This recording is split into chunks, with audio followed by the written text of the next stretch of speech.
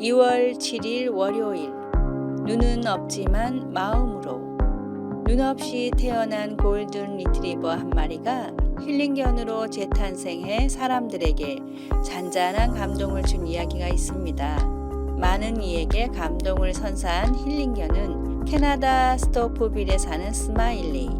스마일리는 태어날 때 눈이 없었고 외소증 장애까지 갖고 있어 안락사 대상이었다고 합니다. 극적으로 새로운 주인을 만났지만 처음에는 사람들을 피해 구석이나 테이블 밑에서 웅크리고 있었습니다.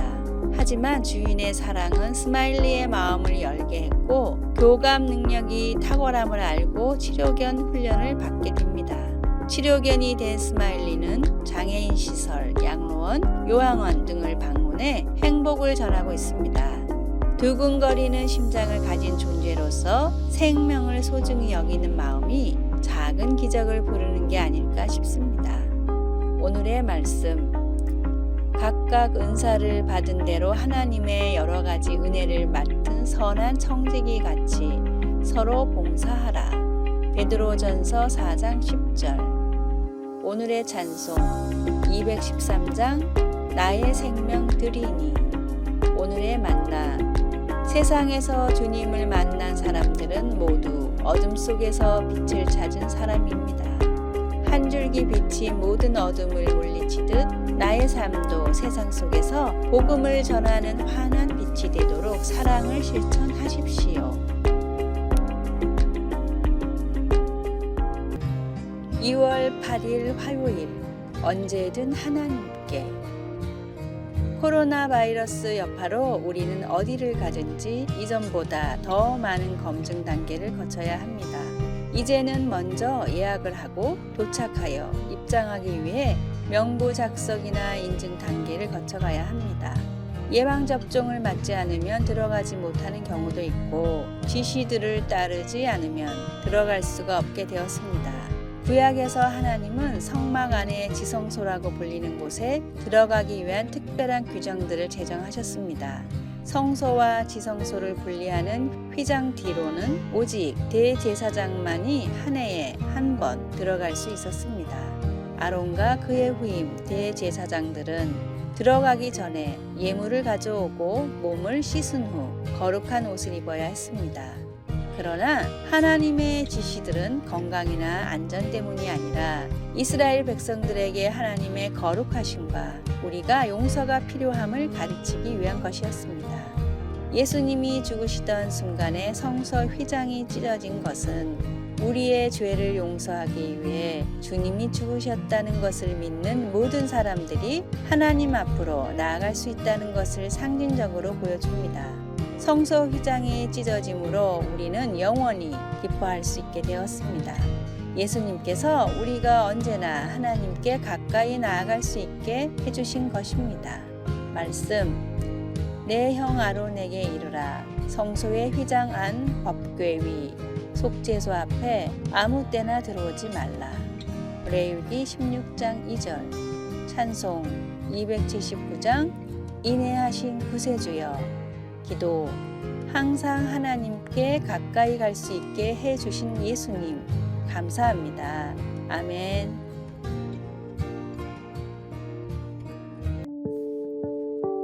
(2월 9일) 수요일. 86,400이라는 숫자. 매일 당신에게 86,400원을 입금해주는 은행이 있다고 상상해 보세요. 그러나 당일이 지나면 잔액이 남지 않습니다. 하루가 지나면 쓰지 못하고 남은 잔액은 없어져 버립니다. 당신이라면 어떻게 하시겠어요? 당연히 그날 모두 찾아야겠죠. 시간은 우리에게 마치 이런 은행과도 같습니다. 매일 우리는 86,400초를 부여받아 살고 있지만 버려진 시간처럼 그냥 무의미하게 없어져 버릴 때가 많습니다. 그런데 시간은 잔액이 없습니다. 더 많이 사용할 수도 내일을 위해 남겨둘 수도 없습니다. 그러기에 최대한 사용할 수 있을 만큼 시간을 뽑아서 써야 합니다. 지나가는 시간 속에서 건강과 행복과 성공을 위해 하루를 최선을 다해 보내시기를 바랍니다. 오늘의 말씀. 외인에게 대해서는 지혜로 행하여 세월을 아끼라. 골로새서 4장 5절. 오늘의 찬송 201장 참사랑 되신 말씀. 오늘의 만나. 소중한 시간 더 낭비하기 전에 오늘은 사랑하는 가족들과 자녀들과 그동안 함께하지 못했던 시간들을 함께 해보는 건 어떨까요? 2월 10일 목요일 강할 수 있는 이유. 23주 만에 초미숙아로 태어난 갓난아기 세이비는 체중이 8.6온스 244g 밖에 되지 않았습니다. 아기가 얼마 살지 못하리라 생각한 의료진은 아이의 부모에게 딸과 함께할 시간이 1시간 밖에 없을 것 같다고 말했습니다. 하지만 세이비는 계속 싸우며 견뎌냈습니다. 아이의 침대 옆에 붙어있는 분홍색 카드에는 아주 작지만 강한 아이라는 문구가 쓰여 있었습니다. 병원에서 5개월을 보낸 세이비는 기적같이 5파운드 약 2.3kg의 건강한 아이의 모습으로 집으로 갔습니다. 그리고 세계에서 가장 작게 태어나 생존한 아기로 기록되었습니다. 역경을 이겨낸 사람들의 이야기를 들으면 힘이 납니다. 성경에도 그런 이야기가 있습니다. 목동이었던 다윗은 자처에서 하나님을 모독하고 이스라엘을 위협한 거인 용사 골리앗과 맞섰습니다. 사울 왕은 다윗이 터무니없다고 생각했습니다. 내가 가서 저 블레셋 사람과 싸울 수 없으리니 너는 소년이요 그는 어려서부터 용사임이니라. 소년 다윗이 전장에 들어서자 골리앗은 다윗을 보고 나서 그가 다만 소년에 지나지 않는다는 것을 알았습니다. 그러나 다윗은 홀로 전투에 나서지 않았습니다. 그는 만군의 여호와의 이름 곧 이스라엘 군대의 하나님의 이름으로 나아갔습니다. 날이 저물었을 때 전투에서 승리한 다윗은 죽은 골리앗 위에 우뚝 서 있었습니다. 하나님께서 우리와 함께 하시면 아무리 큰 문제라도 두려워할 필요가 없습니다. 그분의 능력과 함께 할 때 우리 또한 강하기 때문입니다. 어떤 순간에 자신이 작고 하찮은 존재라고 느껴집니까? 엄청난 역경 가운데 하나님께서 함께 하셔서 힘을 주시는 것을 어떻게 알 수 있을까요? 말씀. 그 블레셋 사람이 둘러보다가 다윗을 보고 업신여기니 이는 그가 젊고 붉고 용모가 아름다움이라. 사무엘상 17장 42절. 찬송 356장 주 예수 이름 소리 높여. 기도. 내가 초라하게 느껴지거나 홀로 남겨져 앞이 보이지 않을지라도 하나님께서 저와 함께 계셔서 인도해 주실 것을 믿습니다. 하나님의 능력을 신뢰합니다. 아멘.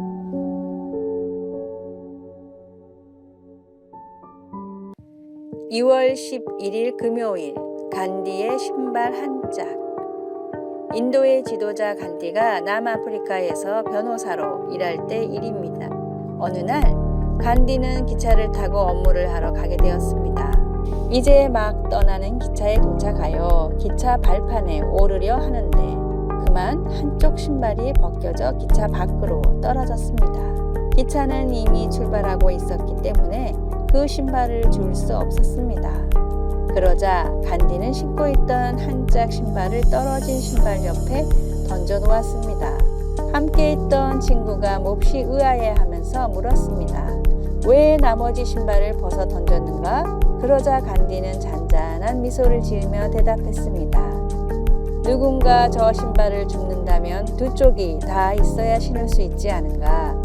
누군가에게 부족한 게 내게 있다면 기꺼이 내어줄 수 있는 따뜻한 마음이 그립습니다. 작은 것이라도 상대방을 배려하고 나누는 삶을 살아가길 바랍니다. 조그마한 배려는 더 큰 사랑을 불러오기 때문입니다. 오늘의 말씀. 손님 대접하기를 잊지 말라. 이로써 부지 중에 천사들을 대접한 이들이 있었느니라. 히브리서 13장 2절. 오늘의 찬송 310장. 아 하나님의 은혜로. 오늘의 만나. 고귀한 정신을 가진 사람은 사랑을 얻기 위해서가 아니라 사랑하기 때문에 행동합니다. 아래의 빨간색 글자 구독을 누르시어 더 많은 전도의 열매를 맺으시기를 기도합니다.